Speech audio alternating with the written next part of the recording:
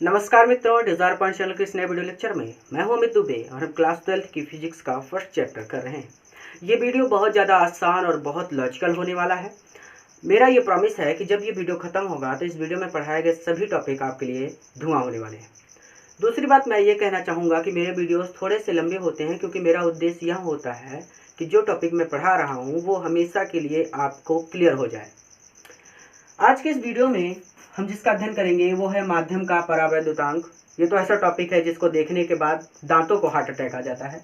तो समझने के लिए थोड़ा सा इस टॉपिक को समझने के लिए ज़रूरी है कि हमारा जो थर्ड लेक्चर था जिसमें हमने कूलाम के नियम का अध्ययन किया था वो आपने ज़रूर देखा हो। अगर आपने वो वीडियो नहीं देखा है तो आप जाकर उस वीडियो को देखें और फिर इस वीडियो पर आएँ। इसको समझने के लिए हम थोड़ा सा अपने कूलाम के नियम पर देख लेते हैं कि कूलाम का नियम कुछ इस तरह से था कि किसी बिंदु पर एक आवेश रखा था Q1 और दूसरे बिंदु पर उससे कुछ दूरी पर एक आवेश रखा था Q2। ये A था, ये B था और इनके बीच की दूरी थी R। ये जो मक्खी है ये भी पढ़ने आई है हमारी स्टूडेंट है। तो कहने का तात्पर्य ये था कि जब इन दोनों आवेशों के बीच कोई माध्यम नहीं रखा गया था तो हमने कहा था कि निर्वात अथवा वायु की विद्युतशीलता हमने प्रयोग किया था एप्सिलॉन नॉट, यानी एप्सिलॉन 0 और एप्सिलॉन नॉट, इसको दोनों कह सकते हैं। ठीक है, तो हमने कहा था कि एप्सिलॉन 0 जो है वो है निर्वात अथवा वायु की विद्युतशीलता। और हमने अब यहाँ पर एक चीज और लिखी है कि माध्यम की विद्युतशीलता। तो माध्यम की विद्युतशीलता क्या है? जैसे अभी इन दोनों पिंडों के बीच यानी इन दोनों आवेशों के बीच कोई माध्यम नहीं रखा गया था। अगर इन दोनों आवेशों के बीच कोई माध्यम रख दे, जैसे कोई माध्यम हमने रख दिया यहाँ पर, तो इस माध्यम की अपनी कुछ ना कुछ विद्युतशीलता होगी। तो माध्यम को रखने के पश्चात यानी माध्यम की विद्युतशीलता को प्रदर्शित करने के लिए हम प्रयोग करते हैं एप्सिलॉन का, जो होता है माध्यम की विद्युतशीलता। फिर से आराम से एक बार फिर से समझते हैं। देखिए, एप्सिलॉन नॉट का प्रयोग तब करते हैं जब इन दोनों आवेशों के बीच कोई माध्यम नहीं रखा होता, यानी निर्वात होता है। तो हम कहते हैं निर्वात अथवा वायु की विद्युतशीलता, या तो इनके बीच वायु होगी या तो निर्वात होगा। फिर से, जैसे ये आवेश है, ये आवेश है, अभी इन दोनों आवेशों के बीच हमने कोई माध्यम, तीसरा माध्यम नहीं रखा है। तो इन दोनों के माध्यम के बीच जब कोई माध्यम नहीं है तो हम कहेंगे कि एप्सिलॉन 0 का प्रयोग करना है, जहाँ पे निर्वात अथवा वायु की विद्युतशीलता होता है एप्सिलॉन 0। और अगर हमने कोई माध्यम इनके बीच लाकर रख दिया तो उस माध्यम की अपनी कोई विद्युतशीलता होगी, तो हम उसके लिए प्रयोग करेंगे एप्सिलॉन का, जो होता है माध्यम की विद्युतशीलता। आई थिंक ये बहुत सिंपल बात है। अब माध्यम का परावैद्युतांक जो होता है कि वो बराबर होता है माध्यम की विद्युतशीलता बटे निर्वात अथवा वायु की विद्युतशीलता। तो अब देखिए, हम के बराबर लिख सकते हैं, माध्यम की विद्युतशीलता क्या है? माध्यम की विद्युतशीलता है एप्सिलॉन अपान निर्वात अथवा वायु की विद्युतशीलता क्या है? एप्सिलॉन 0। तो हम यहाँ से एप्सिलॉन का जो मान निकालेंगे तो ये गुणा हो जाएगा, इधर आएगा तो ये हो जाएगा के एप्सिलॉन 0।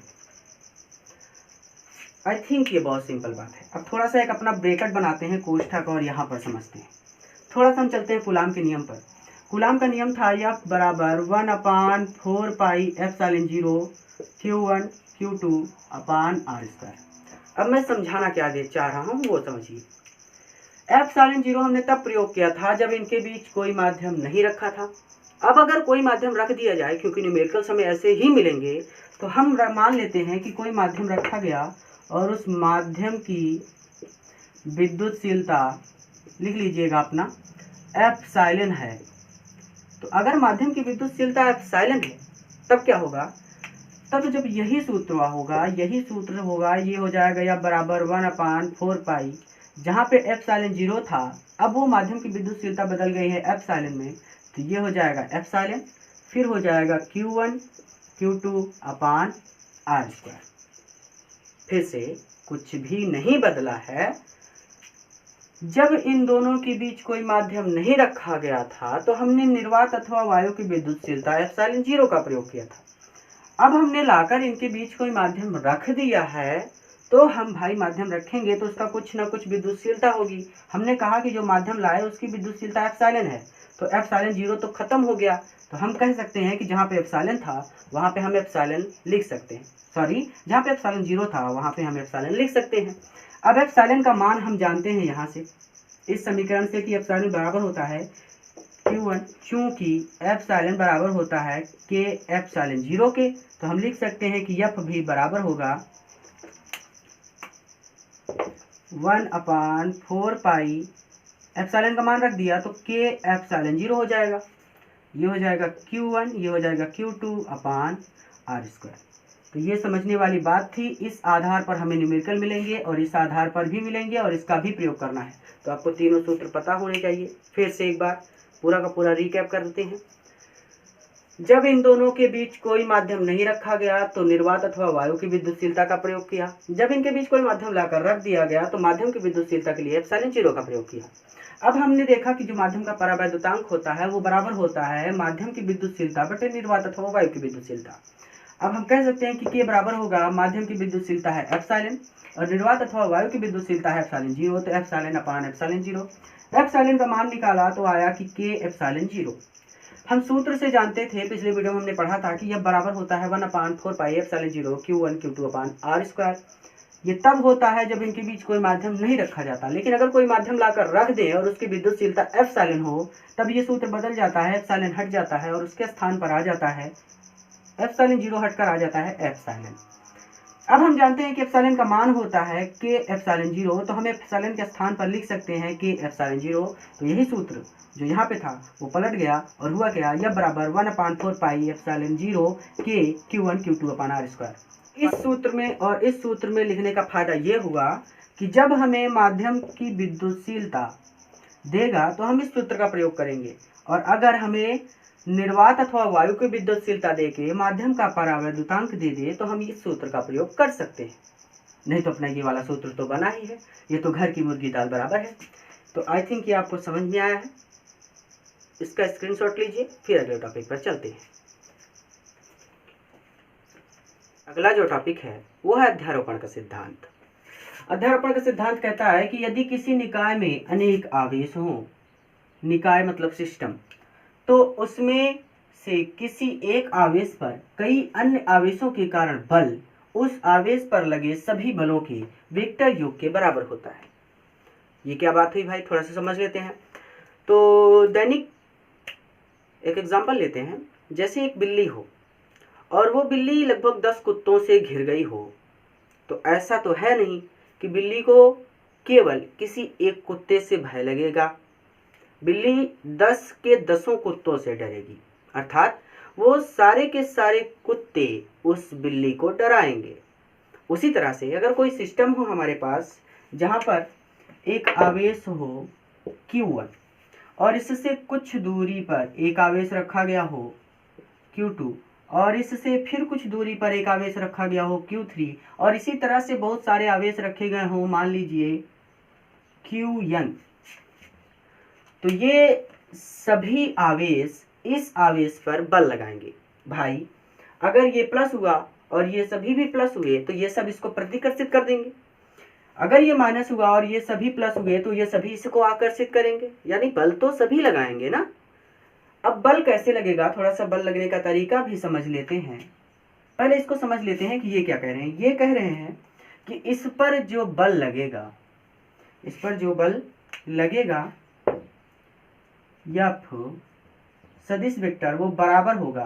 तो अब देखते हैं कैसे लगेगा बल। देखिए हमने कूलाम के सदिश नियम में पढ़ा था, ये हमको यहाँ पे लिख देते हैं Q1, ठीक है। अब देखिए कैसे बल लगता है भाई। बल इस तरह से लगता है। सबसे पहले देखते हैं कि बल लग रहा है इस तरह। किस पर लग रहा है भाई, किस पर लग रहा है, 1 पर लग रहा है। किसके द्वारा लग रहा है, 2 के द्वारा लग रहा है। फिर से तीसरे वीडियो लेक्चर में हमने कूलाम के सदिश नियम का अध्ययन किया था, वहां पे हमने देखा था कि सदिश रूप कैसे दिया जाता है। कुछ मत कीजिए, सबसे पहले आप लिख दीजिए F और देखिए किस पर बल लग रहा है। तो हमने देखा कि भाई Q1 पर बल लग रहा है तो हम लिख देंगे 1। किसके द्वारा बल लग रहा है, तो Q2 के द्वारा बल लग रहा है, तो हम लिख देंगे 2। अब यहाँ पे देखिए Q3 भी बल लगाएगा, तो ये भी इसको इधर भेजने का प्रयास करेगा, प्रतिकर्षित करने का। अब इसका जो बल लगेगा वो होगा F। किस पर बल लग रहा है, 1 पर। किसके द्वारा बल लग रहा है, 3 के, तो F13। अगली चीज, अब जो यनवा आवेश है यहाँ भी बल लगाएगा, तो किस पर बल लगेगा भाई, 1 पर। किसके द्वारा बल लगेगा, यन के, तो ये हो जाएगा F1n। आई होप ये बहुत सिंपल सी बात है।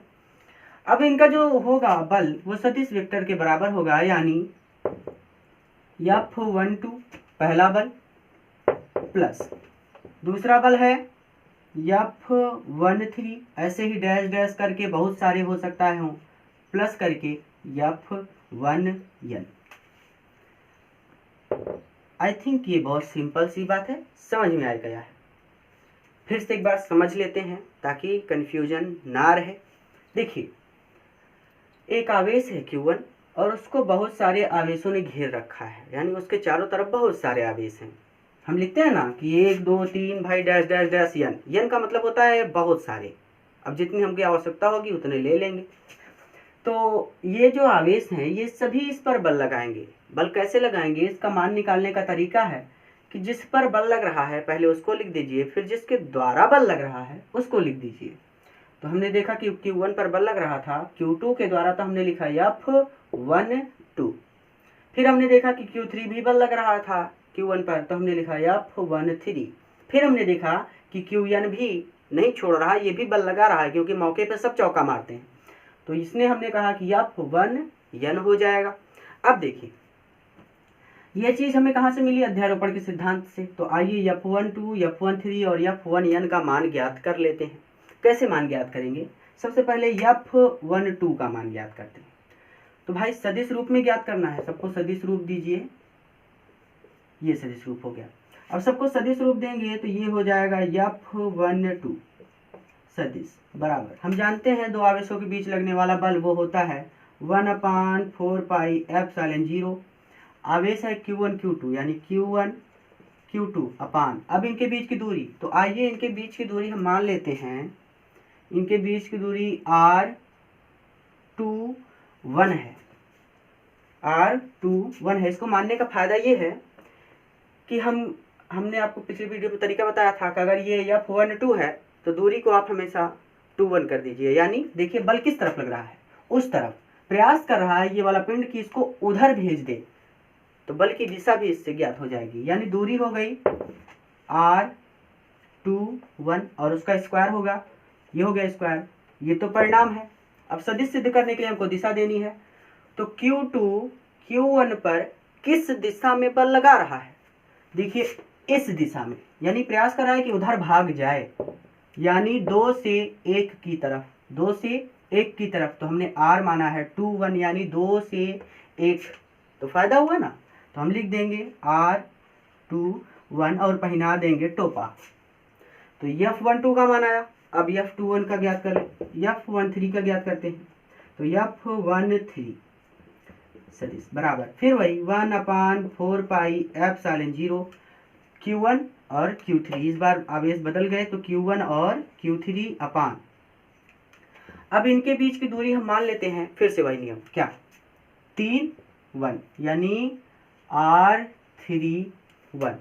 इससे फायदा ये होगा कि ये भेज किस दिशा में रहा है, उस दिशा में, यानी बल किस दिशा में लगा रहा है, Q3 से Q1 की ओर, और प्रयास कर रहा है कि उधर भाग जाए, यानी 3 से 1 की ओर, 3 से 1 की ओर, और फायदा ये हुआ कि हमने 31 मान लिया, तो ये हो जाएगा R31 का स्क्वायर, और हमें दिशा भी देनी है, तो हमने तो दिशा बहुत अच्छे से मान ली है, R31 और पहिना देंगे टोपा।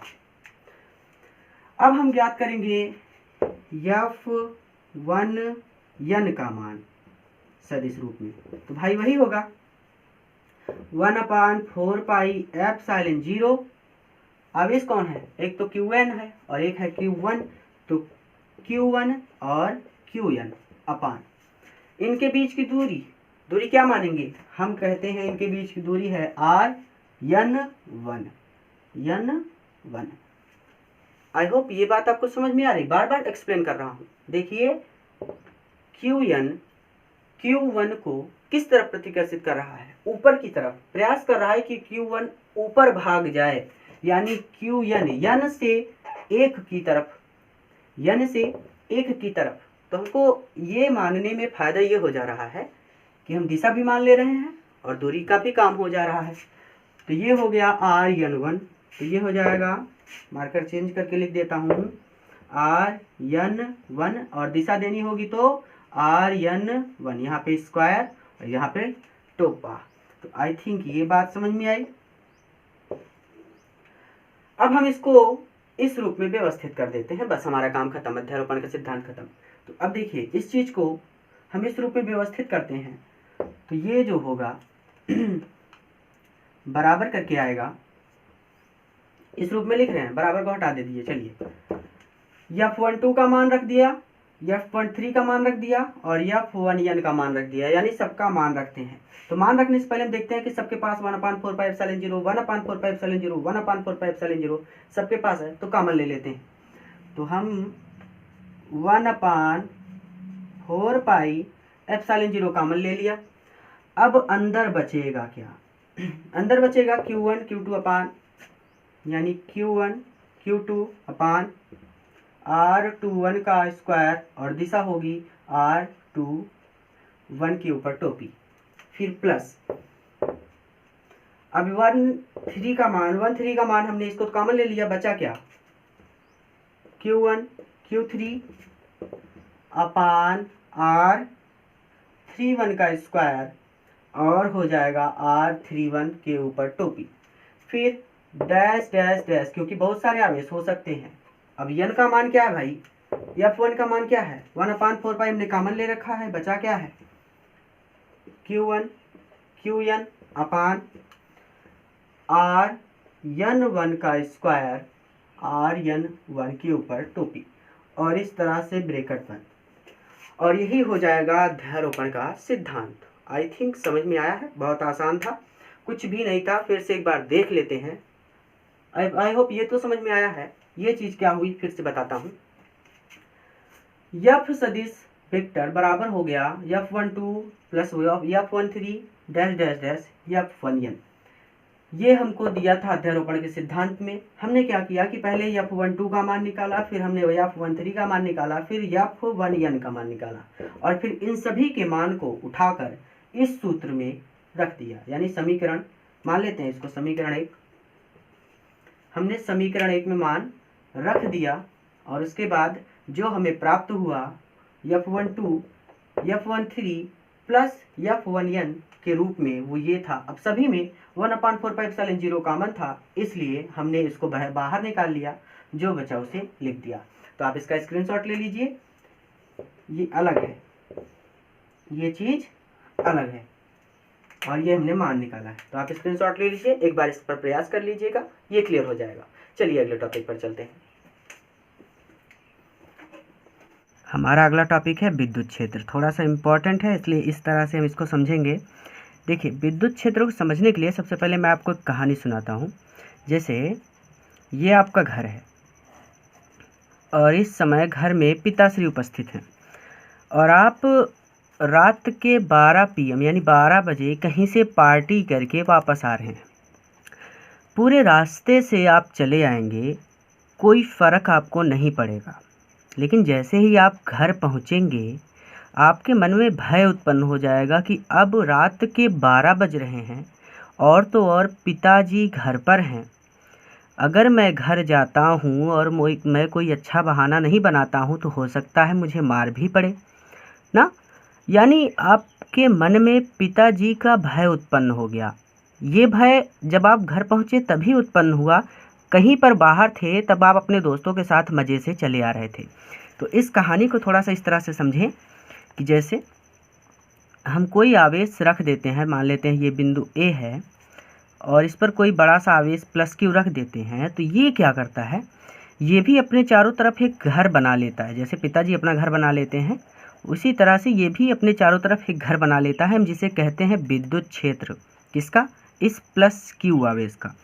तो ये हो गया विद्युत क्षेत्र। अब इस विद्युत क्षेत्र में जब हम कोई परीक्षण आवेश लाएंगे +Q0, परीक्षण आवेश पर सदैव धनात्मक आवेश लेना है। जैसे ही हम इस पर +Q0 आवेश लाएंगे इसके विद्युत क्षेत्र में, तो ये वाला आवेश इस वाले आवेश पर बल लगाएगा। अब अगर ये धन हुआ और ये धन हुआ तो प्लस प्लस आवेशों में प्रतिकर्षण होगा, ये इसे उठा करके बाहर फेंक देगा अपने इस क्षेत्र से। और अगर ये धन हुआ और ये माइनस हुआ तो ये इसे अपनी तरफ आकर्षित कर लेगा। कहने का तात्पर्य केवल इतना सा है, मोटी मोटी बात केवल इतनी सी है कि जैसे पिताजी ने अपना एक घर बनाया था, उनका एक क्षेत्र था, उसी तरह से कोई आवेश रखा जाता है तो उसका भी अपना एक क्षेत्र हो जाता है। और जब उस क्षेत्र में कोई दूसरा आवेश आता है तो वो पहला वाला आवेश उस पर विद्युत बल लगाता है, अथवा आकर्षण अथवा प्रतिकर्षण बल लगाता है। तो इसको लिख लेते हैं। तो हम कह सकते हैं कि प्रत्येक आवेश के चारों ओर का वह क्षेत्र, यानी ये आवेश था और इसके चारों ओर का वह क्षेत्र जिसमें किसी दूसरे आवेश को रखने पर, देखिए हमने दूसरा आवेश रखा, वह आकर्षण अथवा प्रतिकर्षण बल का अनुभव करता है, विद्युत क्षेत्र कहलाता है। आई थिंक ये बहुत सिंपल बात है। तो चलिए अब हम चलते हैं विद्युत क्षेत्र की तीव्रता पर।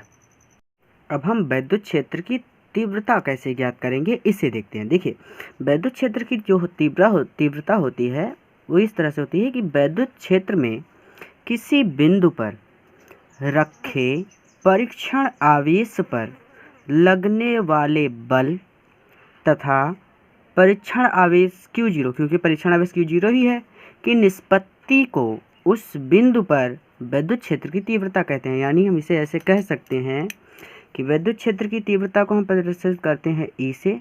तो E बराबर होगा इसके द्वारा इस पर लगने वाले बल यानी F अपान परीक्षण आवेश की निष्पत्ति यानी Q0, इस तरह से, यानी E बराबर होगा F अपान Q0 के। अब ये जो विद्युत क्षेत्र की तीव्रता होती है ये एक सदिश राशि है।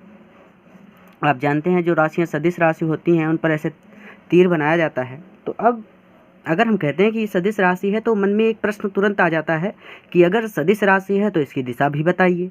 तो इसकी जो दिशा होती है यानी विद्युत क्षेत्र की जो दिशा होती है वो लगने वाले बल की दिशा में होती है।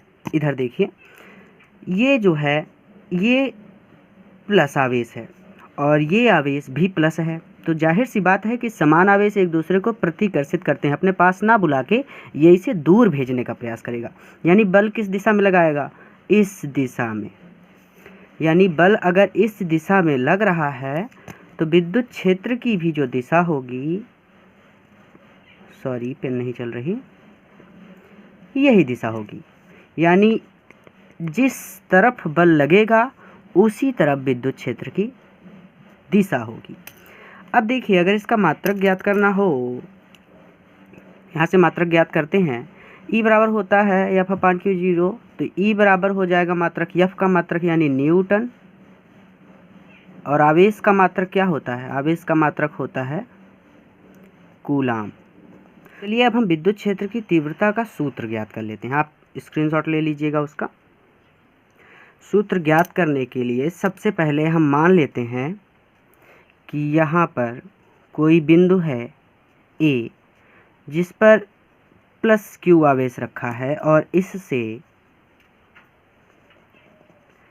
R दूरी पर कोई बिंदु है M जिस पर हमने लाकर एक परीक्षण आवेश रखा है और हमें इस M बिंदु पर रखे गए परीक्षण आवेश पर इस प्लस Q आवेश के कारण विद्युत क्षेत्र की तीव्रता ज्ञात करनी है। तो अब देखिए अगर हम इसे देखें तो ये पहला आवेश, ये दूसरा आवेश और इनके बीच की दूरी r है, तो ये कुछ कूलाम के नियम से मैच करता है। तो हम सबसे पहले बल ज्ञात कर लेते हैं, अर्थात प्लस Q आवेश के कारण M, आप कोई भी बिंदु मान सकते हैं, M P Q, M बिंदु पर रखे परीक्षण आवेश पर लगने वाला बल। तो भाई देखते हैं कितना बल लग रहा है। तो ये हो जाएगा F इज इक्वल क्या होता है 1/4 पाई एप्सिलॉन 0 Q1 Q2। यहाँ पे पहला आवेश क्या है, ये Q है, Q2 कितना है, Q0 है, और अपान में क्या है R²। तो ये तो बल का मान ज्ञात हो गया। अच्छा, अभी एक चीज़ हमें और पता है, अभी हमने एक सूत्र ज्ञात किया कि E बराबर होता है F/Q0, समीकरण 1 मान लेते हैं। अब क्या करते हैं कि जो F का मान हमने ज्ञात किया है उसे समीकरण में 1 में रख देते हैं। तो हो जाएगा कि F का मान समीकरण 1 में रखने पर, तो जब हम F का मान समीकरण 1 में रखेंगे तो समीकरण 1 हमारा E बराबर F का मान हमारा कितना आया है 1/4 पाई एप्सिलॉन 0 Q0 अपान R²। और यहाँ पे शेष क्या बच रहा है 1 में Q0 है, यानी इंटू 1/Q0। अब Q0 से Q0 कैंसिल हो जाएगा तो हमें प्राप्त हो जाएगा E is equal 1/4 pi epsilon 0 Q/R², और यही सूत्र हो जाएगा। तो इस तरह से हमने सूत्र भी प्राप्त कर लिया। अच्छा, एक चीज़ और देख लेते हैं, अगर हमें यहाँ पर कहीं पे दिशा भी प्रदर्शित करनी हो तो दिशा किस तरफ होगी। हमने कहा जिस तरफ बल लगेगा उसी तरफ दिशा होगी, यानी ये आवेश इस आवेश को किस तरफ प्रतिकर्षित कर रहा है, देखिए इस तरफ प्रतिकर्षित कर रहा है, क्योंकि दोनों समान आवेश हैं। यानी बल किस तरफ से लग रहा है, ए से यम की ओर। तो हम लिख सकते हैं बल की दिशा यहीं पे लिख देते हैं कि ए से एम की ओर। तो भाई विद्युत क्षेत्र की भी जो दिशा होगी वो ए से एम की ओर होगी। तो आप स्क्रीनशॉट ले सकते हैं। आज के इस वीडियो में इतना ही। अगले वाले वीडियो में हम विद्युत क्षेत्र रेखाओं का अध्ययन करेंगे। वीडियो कैसा लगा उससे बताइएगा, अपने मित्रों के साथ भी शेयर कीजिएगा। अगले वीडियो में फिर से मिलते हैं, तब तक के लिए नमस्कार।